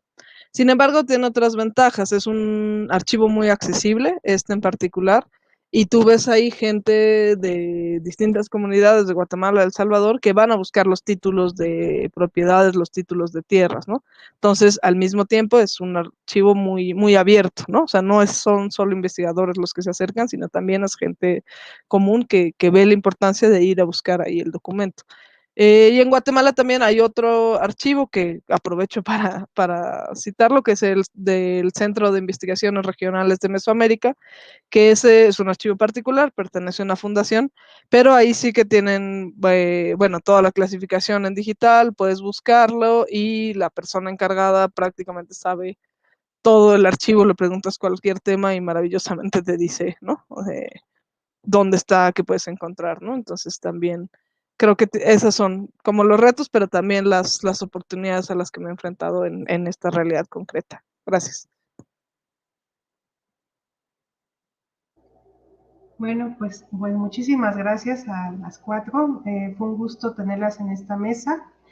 Y bueno, sobre todo que este es nuestro primer acercamiento con algunas, bueno, en el caso de María Eugenia y de Aneli, que no habíamos tenido el gusto de conocerlas, hoy formarán parte de este grupo, que ojalá acepten futuras invitaciones, porque nos interesan tanto sus temas como sus visiones, sobre todo por este afán, ¿no? No solo de la reflexión, sino de generar como, digamos, sinergias, no solamente desde el lado de México, ¿no? O de Iberoamérica, incluso las vertientes de la propia Iberoamérica, porque como ven, este foro, aunque es organizado por archivos diplomáticos, nuestra necesidad fue integrar otras visiones, incluso desde la investigación propiamente. Iris, que es parte de RADI, ¿no? Se ha dado cuenta que de la necesidad de que es compartir experiencias con colegas de otras naciones desde otras visiones, ¿no?